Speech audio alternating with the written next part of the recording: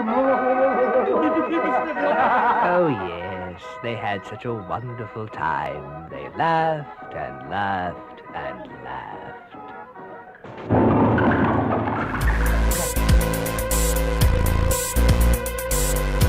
Hello everybody, and as promised for 2013, more zombie movies. This time it's going to be Children Shouldn't Play with Dead Things. Came out in 1973. It was directed by Bob Clark, who, went on to direct Black Christmas, A Christmas Story, the Porky's films, and one of his co-conspirators in the Porky's movies was this guy, Alan Ormsby. And Alan Ormsby stars in this movie, and he helped Bob Clark write this film.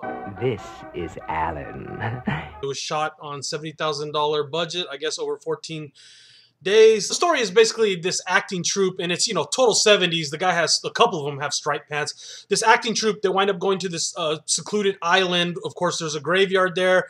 There's a caretaker's house. All this crazy stuff's happened at the caretaker's house. And the director, played by Alan, he's like the star of the show. His name's Alan in the movie, too. They all go by their first names. He winds up telling him all this crazy stuff about the island. Then he busts out this seance book, and he wants to do a seance. And it starts off kind of comedic. In fact, IMDb has the movie listed as a comedy horror. I didn't think it was really too comedic on purpose, although this Alan character is really extremely obnoxious, and that is funny at times. He winds up doing this seance, and they make fun of him. Of course, it doesn't work, and then, towards the end of the movie, of course, it becomes a zombie movie. I won't go into any more details than that, but it kind of kicks into action a little bit when the zombie stuff starts happening, but it takes a while to get there. What I like about this movie, well, first of all, Alan Ormsby's character, like I said before, totally obnoxious, wearing his multicolored striped pants, so his ascot, wearing his crazy wizard robe, trying to do the seance is pretty damn funny. For a Halloween evening, pop it on, drink a couple beers. It's nothing complex. You'll be able to follow it really easy. Just enjoy yourself. In that criteria, it works. Some of the zombie makeup, I'm a zombie guy. I didn't mind it. I liked some of it. The main zombie, Orville, I kind of liked his makeup, and a couple of other characters, their makeup. But on some of the shots, you can definitely see, the mask here and then regular skin. And, but the old film probably covered up. It could be because the transfer looked a little bit clearer. One of the shots I really liked is the scene where the zombies start coming out of the graves. I don't know. It just added something a little to the movie.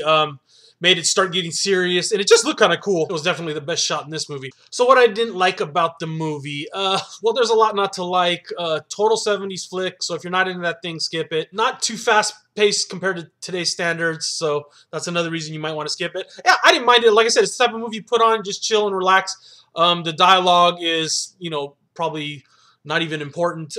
There's a couple funny scenes. Well, actually, the dialogue is pretty good. There is some funny stuff said between the characters, but it's not a complex story at all. I don't know if it was the transfer or what, but there's some bad color changes in the film, and then some of the editing is just poor. I mean, it's a low-budget film, so you got to exclude it for some of that.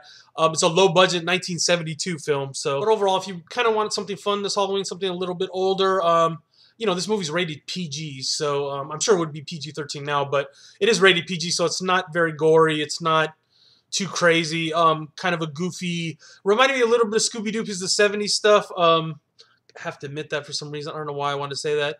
Some shades of Evil Dead in there. I'm only going to give it a 2.5 out of 5. It's a must-see if you're a zombie completist. I don't think I'd ever seen it.